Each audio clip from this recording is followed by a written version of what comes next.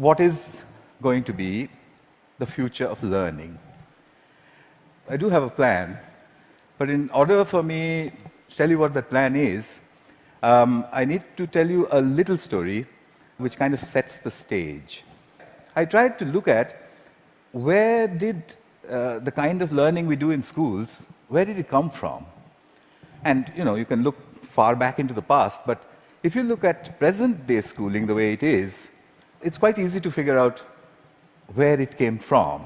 It came from about 300 years ago. And it came from the last and the biggest of the empires on this planet. Imagine trying to run the show, trying to run the entire planet without computers, without telephones, with data handwritten on pieces of paper and traveling by ships. But the Victorians actually did it. What they did was amazing. They created a global computer made up of people. It's still with us today. It's called the bureaucratic administrative machine. In order to have that machine running, you need lots and lots of people. They made another machine to produce those people, the school. The schools would produce the people who would then become parts of the bureaucratic administrative machine. They must be identical to each other. They must know three things. They must have good handwriting, because the data is handwritten. They must be able to read, and they must be able to do multiplication, division, addition, and subtraction in their head. They must be so identical that you could pick one up from New Zealand and ship them to Canada, and he would be instantly functional. The Victorians were great engineers. They engineered a system that was so robust that is still with us today, continuously producing identical people for a machine that no longer exists. The empire's gone.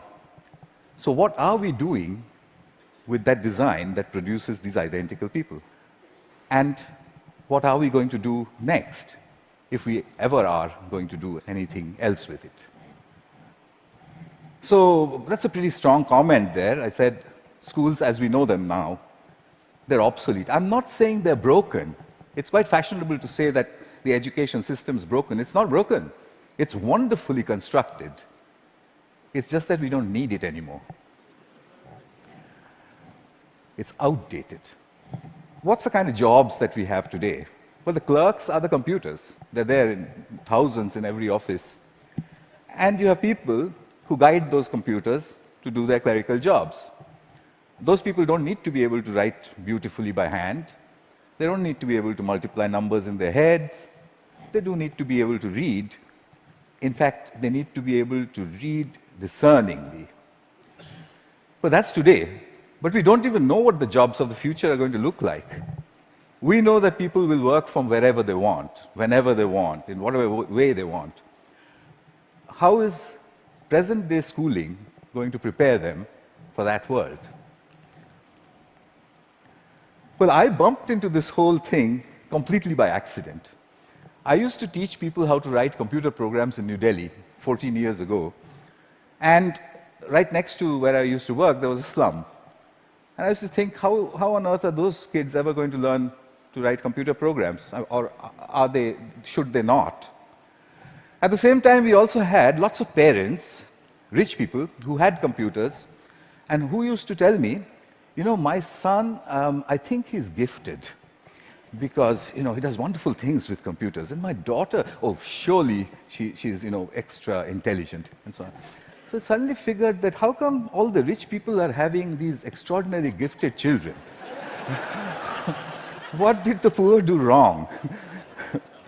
I made a hole in the boundary wall of the slum next to my office, and I stuck a computer inside it just to see what would happen if I gave a computer to children who never would have one, didn't know any English, didn't know what the internet was. The children came running in. It was 3 feet off the ground, and they said, "What is this?" And I said, "Yeah, but it's, I don't know." So they said, "Why have you put it there?" I said, "Just like that." And they said, "Can we touch it?" I said, "If you wish to." And I went away. About 8 hours later, we found them browsing and teaching each other how to browse. So I said, "But that's impossible. Because, how is it possible? They don't know anything." My colleagues said, "No, it's a simple solution. One of your students must have been passing by, showed them how to use the mouse." So I said, "Yeah, that's possible." So I repeated the experiment. I went 300 miles out of Delhi into a really remote village where the chances of a passing software development engineer was very little. I repeated the experiment there. There was no place to stay, so I stuck my computer in, I went away, came back after a couple of months, found kids playing games on it. When they saw me, they said, "We want a faster processor and a better mouse." So I said, "How on earth do you know all this?" And they said something very interesting to me. In an irritated voice, they said, "You've given us a machine that works only in English, so we had to teach ourselves English in order to use it." That's the first time as a teacher that I heard the word "teach ourselves" said so casually. Here's a short glimpse from those years. That's the first day at the Hole in the Wall. On your right is an 8-year-old. To his left is his student. She is 6. And he's teaching her how to browse. Then on to other parts of the country. I repeated this over and over again, getting exactly the same results everywhere.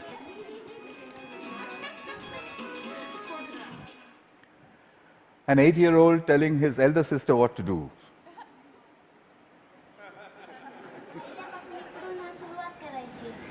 And finally, a girl explaining in Marathi what it is, and said, "There's a processor inside." So I started publishing.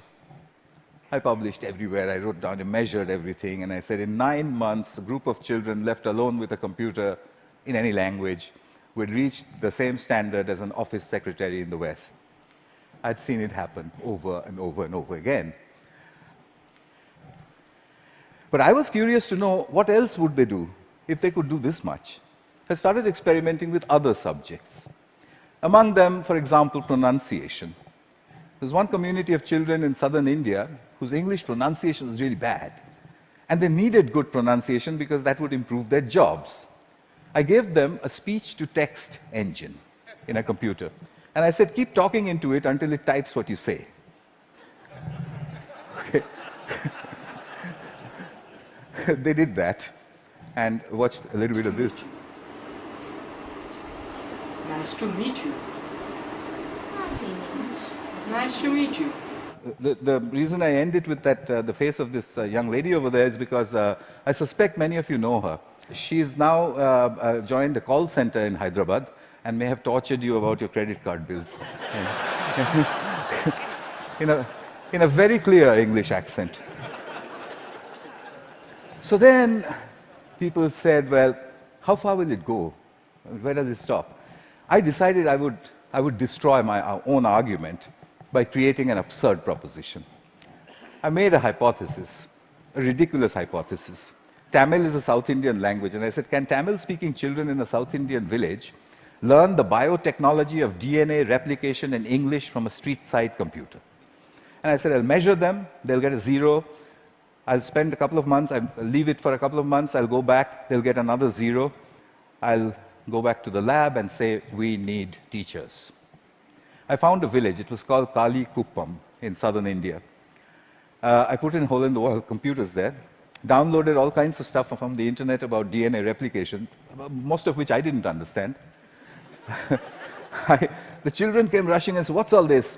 So I said, it's very topical, very important. It's all in English. So they said, how can we understand such big English words and diagrams and chemistry? So by now, I had developed a new pedagogical method, so I applied that. I said, I haven't the foggiest idea. and anyway, I'm going away. So I left them for a couple of months. They'd got a 0. I gave them a test. I came back after 2 months, and the children trooped in and said, we've understood nothing. So I said, well, I mean, what did I expect? So I said, okay, but how long did it take you before you decided that you can't understand anything? So they said, we haven't given up. We look at it every single day. So I said, what? You don't understand these screens, and you keep staring at it for 2 months. What for? So a little girl, who you'll see just now, she raised her hand, and she says to me in broken Tamil and English, she said, well, apart from the fact that improper replication of the DNA molecule causes disease, we haven't understood anything else.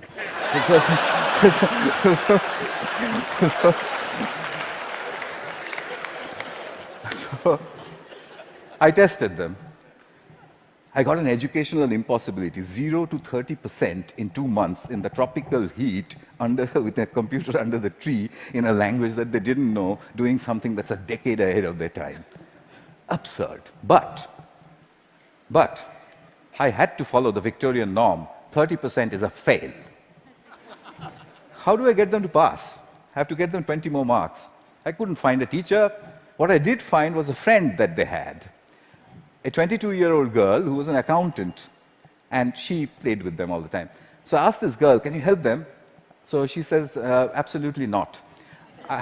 I didn't have science in school. I have no idea what they're doing under that tree all day long. I can't help you. I said, I'll tell you what, use the method of the grandmother. So she says, what's that? I said, stand behind them. Whenever they do anything, you just say, well, wow, I mean, how did you do that? What's the next page? Gosh, when I was your age, I could have never done that. I mean, you know what grannies do.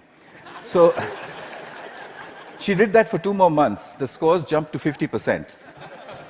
Kalikuppam had caught up with my control school in New Delhi, a rich private school with a trained biotechnology teacher. When I saw that graph, I knew there is a way to level the playing field. Here's Kalikuppam. Neuron cell death and communication. I got the camera angle wrong in that one is just amateur stuff, but what she was saying, as you could make out, was about neurons, but her hands were like that, and she was saying neurons communicate at 12.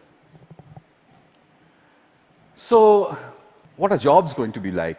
Well, we know what they're like today.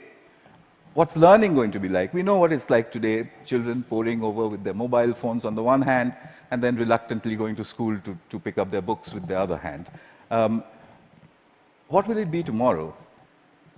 Could it be that we don't need to go to school at all? Could it be that at the point in time when you need to know something, you can find out in 2 minutes? Could it be a devastating question, a question that was framed for me by Nicholas Negroponte? Could it be that we are heading towards, or maybe in, a future when knowing is obsolete? But that's terrible. We are Homo sapiens. Knowing, that's what distinguishes us from the apes. But look at it this way. It took nature 100 million years to make the ape stand up and become Homo sapiens. It took us only 10,000 to make knowing obsolete. What an achievement that is. But we have to integrate that into our own future. Encouragement seems to be the key. If you look at Kuppam, if you look at all of the experiments that I did, it was simply saying, wow, saluting learning. There is evidence from neuroscience. The reptilian part of our brain, which sits in the center of our brain, when it's threatened, it shuts down everything else. It shuts down the prefrontal cortex, the parts which learn. It shuts all of that down. Punishment and examinations are seen as threats. We take our children, we make them shut their brains down, and then we say, perform. Why did they create a system like that? Because it was needed. There was an age in the age of empires when you needed those people who can survive under threat. When you're standing in a trench all alone, if you could have survived, you're okay, you passed. If you didn't, you failed. But the age of empires is gone. What happens to creativity in our age? We need to shift that balance back from threat to pleasure. I came back to England looking for British grandmothers. I put out notices in papers saying, if you're a British grandmother, if you have broadband and a web camera, can you give me 1 hour of your time per week for free? I got 200 in the first 2 weeks. I know more British grandmothers than anyone in the universe. They're called the Granny Cloud. The Granny Cloud sits on the internet. If there's a child in trouble, we beam a gran. She goes on over Skype and she sorts things out. I've seen them do it from a village called Diggles in northwestern England, deep inside a village in Tamil Nadu, India, 6,000 miles away. She does it with only one age-old gesture. Okay. Watch this. You can't catch me. You say it. You can't catch me. I'm the gingerbread man. Well done. Very good. So what's happening here? I think what we need to look at is we need to look at learning as the product of educational self-organization. If you allow the educational process to self-organize, then learning emerges. It's not about making learning happen, it's about letting it happen.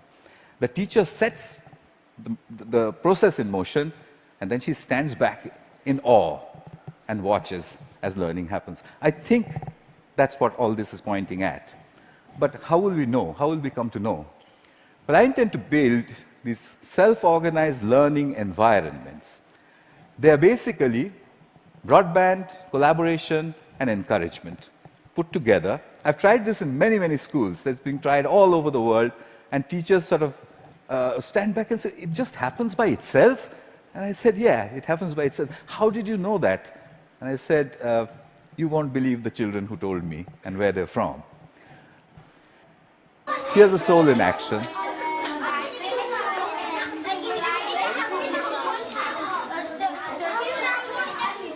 This one is in England.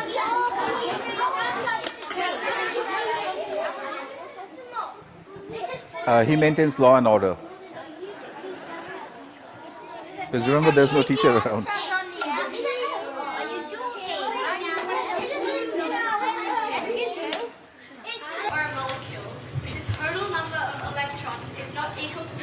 Australia. Giving it a net positive or negative electrical charge. The net charge on an ion is equal to the number of protons in the ion minus the number of electrons. A decade ahead of our time. So souls, I think we need a curriculum of big questions. You already heard about that. You know what that means. There was a time when Stone Age men and women used to sit and look up at the sky and say, what are those twinkling lights? They built the first curriculum. But we've lost sight of that wondrous questions. We've brought it down to the tangent of an angle. But that's not sexy enough. The way you would put it to a 9-year-old is to say, if a meteorite was coming to hit the Earth, how would you figure out if it was going to or not? And if he says, well, what? How? You say there's a magic word, it's called the tangent of an angle, and leave him alone. He'll figure it out. So here are a couple of images from souls. I've tried incredible questions. When did the world begin? How will it end? To 9-year-olds. This one's about what happens to the air we breathe.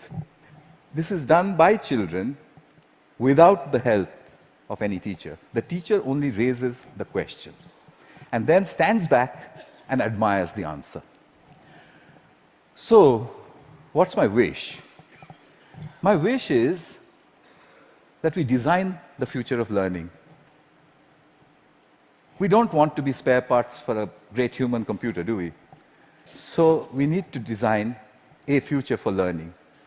And I've got to get this wording exactly right, because, it's very important. My wish is to help design a future of learning by supporting children all over the world to tap into their wonder and their ability to work together, help me build this school. It will be called the School in the Cloud. It will be a school where children go on these intellectual adventures driven by the big questions which their mediators put in. The way I want to do this is to build a facility where I can study this. It's a facility which is practically unmanned. There's only one granny who manages health and safety. The rest of it's from the cloud. The lights are turned on and off by the cloud, etc., etc. Everything's done from the cloud. But I want you for another purpose. You can do self-organized learning environments at home, in the school, outside of school, in clubs. It's very easy to do. There's a great document produced by TED which tells you how to do it. If you would please do it across all 5 continents and send me the data, then I'll put it all together, move it into the School of Clouds, and create the future of learning. That's my wish. And just one last thing, I'll take you to the top of the Himalayas. At 12,000 feet, where the air is thin, I once built 2 hole-in-the-wall computers. And the children flocked there. There was this little girl who was following me around. And I said to her, you know, I want to give a computer to everybody, every child. I don't know, what should I do? And I was trying to take a picture of her, you know, quietly. She suddenly raised her hand like this and said to me, "Get on with it."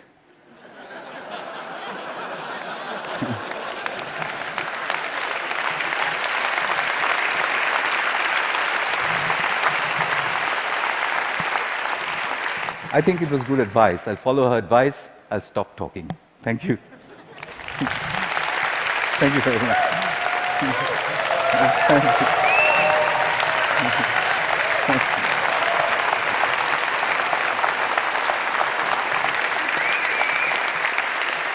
Thank you very much. Wow.